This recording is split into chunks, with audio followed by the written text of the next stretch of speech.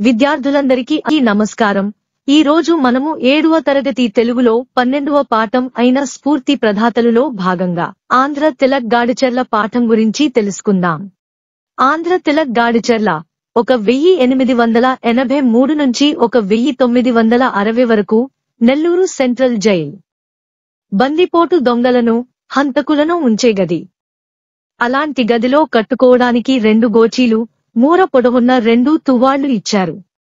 పడుకోవడానికి చిన్న ఈత చాప, తినడానికి మట్టి చెట్టి, తాగడానికి మట్టి ముంత, మల మూత్ర విసర్జనకు మరో మట్టి చెట్టి ఇచ్చారు.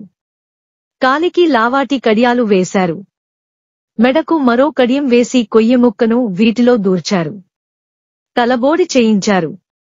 తినడానికి పెట్టే రాగి సన్నటి ముద్దలో రాళ్లు, పుల్లలు, పురుగులు తేలుతుండేవి. ఇలాంటి కఠిన కారాగార జీవితాన్ని భరతమాత ముద్దుబిడ్డ 3 సంవత్సరాల పాటు అనుభవించారు.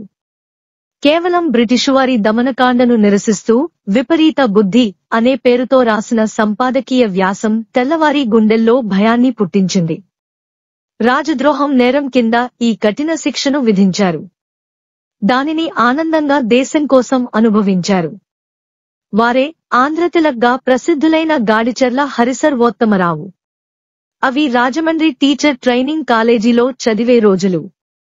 స్వాతంత్ర్య సమరయోధుడు బిపిన్ చంద్రపాల్ ఇచ్చిన ఉపన్యాసానికి అక్కడి విద్యార్థులు ఎంతో ప్రభావితులయ్యారు. మరుసటి రోజు వందేమాతరం బ్యాడ్జీలతో తరగతి గదికి వెళ్లారు. ప్రిన్సిపల్ మార్కొంటర్ వాటిని తొలగించమని చెప్పాడు. దానికి విద్యార్థి నాయకుడిగా ఉన్న గాడిచర్ల అంగీకరించలేదు. దానికి వెంటనే అతన్ని కళాశాల నుంచి డిస్మిస్ చేశారు.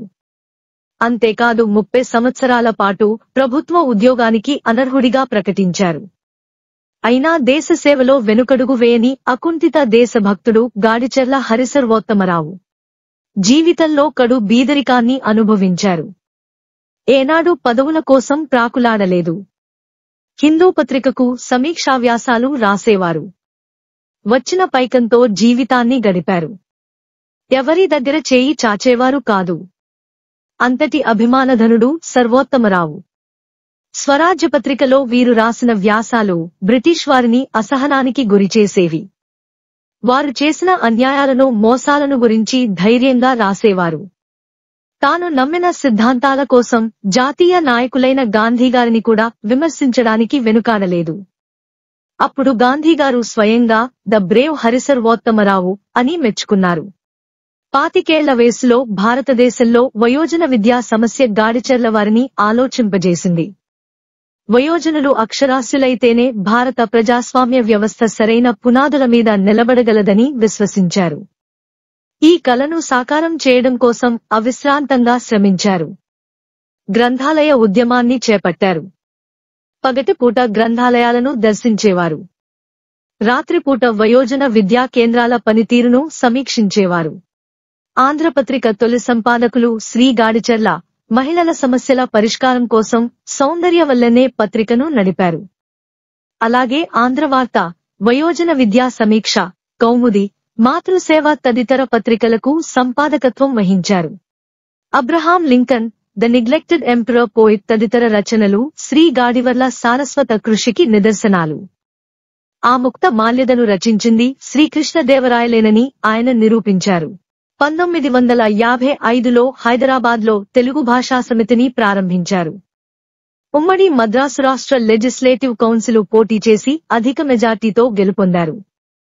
కర్నూలు జిల్లాలోని మహానంది క్షేత్ర ప్రాంతాన్ని వన్యమృగ సంరక్షణ ప్రాంతంగా ప్రకటించేందుకు శ్రీ గాడిచర్ల కృషి చేశారు.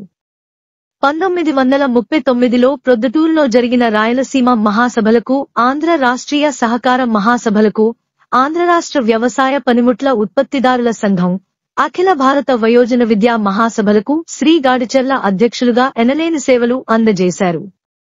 ఆంధ్ర రాష్ట్ర స్థాపనకు అవిరళ కృషి చేశారు.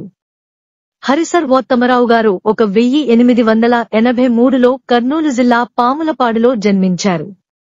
1960లో మద్రాసులో కన్నుమూశారు. భరతమాత ముద్దుబిడ్డగా ఈ దేశానికి చేసిన సేవకు చిహ్నంగా విజయవాడలో సర్వోత్తమ భవనం నిర్మించారు. నేటితరం వీరి జీవితం నుండి త్యాగం, సేవ, దీక్ష, దేశభక్తి, స్వాభిమానం వంటి సుగుణాలను అలవర్చుకోవలసిన అవసరం ఎంతైనా ఉంది.